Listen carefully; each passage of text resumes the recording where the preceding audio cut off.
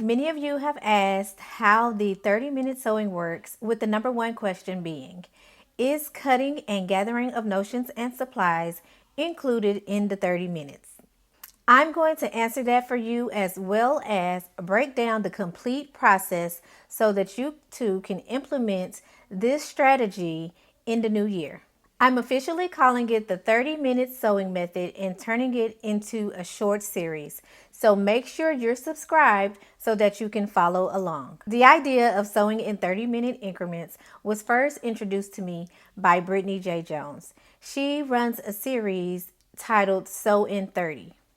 Initially, I didn't know what I could sew in 30 minutes, or if 30 minutes would even be enough time to say that I was productive.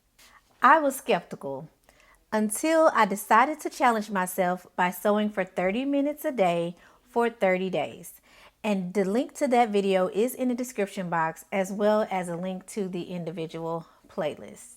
So first, let me address the question, is cutting of fabric and gathering of notions and supplies included in the 30 minutes? The 30 minutes is for actual sewing.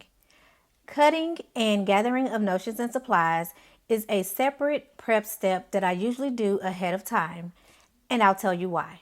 For me personally, when I think about all of the patterns and projects that I want to do, when I think about how much time it takes to cut out the pattern pieces, cut out the fabric, I already get overwhelmed.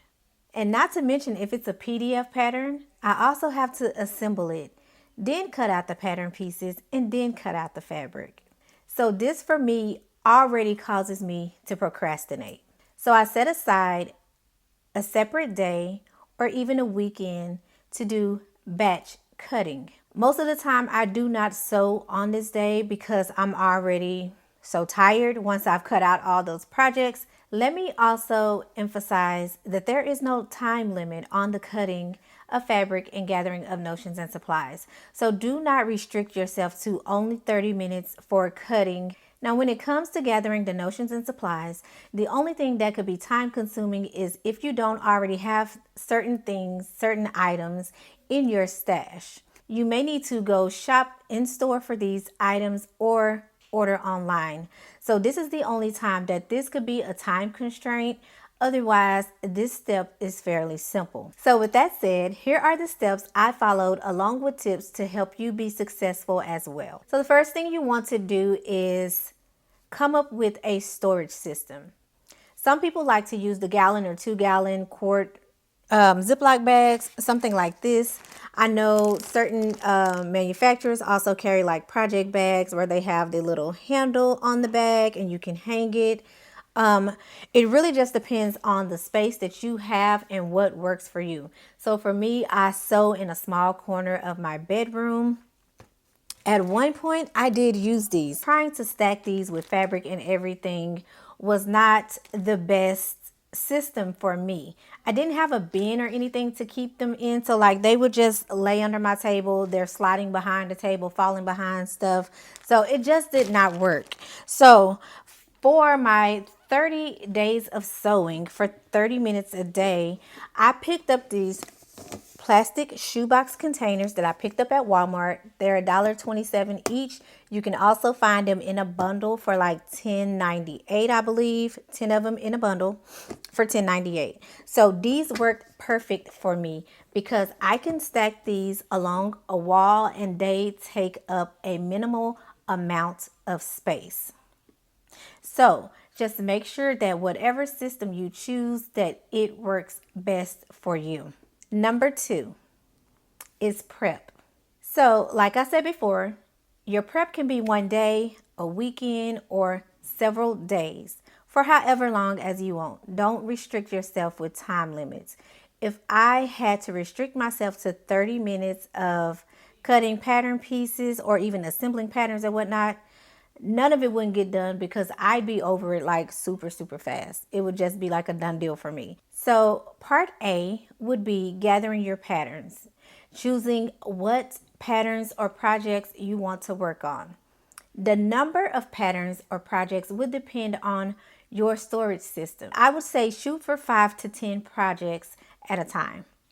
Now for me, I purchased 8 of these plastic containers. So I made sure that I picked out 8 projects that I wanted to work on. For part B, you want to gather your fabric. You want to look in your stash, or if there's fabric that you need to go out and purchase for certain patterns, you want to go ahead and match your patterns with the fabric that you're going to use for that particular project or pattern. Part C would be checking your pattern and projects for the list of supplies and notions that you need. Check your stash first to see if you have these items on hand or if you need to go shop in store or maybe purchase the items online. That way you have time before you start sewing to get these items in. If there are items that you are waiting for and you have completed your prep, then I would start on the projects that either do not have any notions or the projects that you already have the notions for. That way there's no time wasted. Number 3 is batch cutting. Now there's a lot of sewers out there that just do not like batch cutting, and I get it. If you have the space where you have a separate table for your cutting and then you have a separate workspace for your sewing, it may be beneficial for you not to batch cut. But for me, I just have this small corner in my bedroom, and so I have one table. So it is more efficient for me to batch cut versus cut, set up my sewing machine, sew, break it down, cut, set up my sewing machine, sew, break it down. Like, that's too much for me. Too much. So I do batch cut. So when you get ready to batch cut your project, you're going to take your organization system, whether it be project bags or plastic bins or what have you. First, I look at the back of the envelope and I figure out what notions I need. And then I take those and I put those inside my bin. So for this pattern Simplicity 9552, it requires 6 3/4 of an inch buttons. So I have my buttons picked out and they are all in this box. So once I've cut out my pattern pieces from the fabric, I leave my pattern pieces attached to the actual fabric pieces. That way, if something comes up, I know exactly which piece I'm looking for and I know that I'm using the right piece. Sometimes you have patterns with pieces that look very similar, and it's how we can easily mess up and sew together pieces that should not be sewn together. So keep your pattern pieces attached to your fabric pieces, okay? And then once I have that, I just put everything into my plastic bin. And for this pattern, I actually traced out my pattern pieces. So this would also be part of your prep. If you like to trace your pattern pieces from the original, then do that. And then I put the actual pattern and instructions and everything right on top. And then I close it. And then these become stackable, and I can just stack these along a wall or in a corner in my room, and it takes up very little space.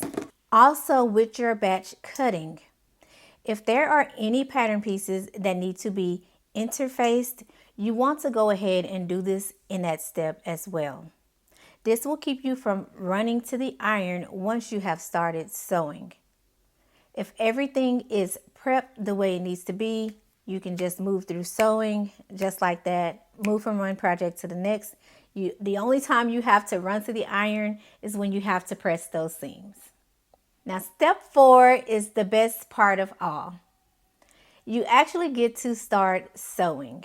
I do not recommend setting a set time to sew every day. Life happens, and you may not get to your sewing machine at that certain time on some days. And so for some, that would be like, okay, well, I didn't get to it today. I'll put it off and do it tomorrow. And then we put off the next day and we put off the next day. So this is intended to be totally flexible. So when you have time, when you find yourself scrolling through Instagram, through YouTube or Facebook, say, this is time that I could be sewing. get up and head to your sewing machine. You also want to have some system of documenting your progress. Whether you are filming or recording what you're doing, or just simply using a sewing journal or a tablet to record, document. Make sure you note the pattern, the size you're doing, the view. If you run into any problems, if you make any adjustments, document. For example, you could say day 1, completed bodice. Day 2, completed skirt. Day 3, I only seam ripped.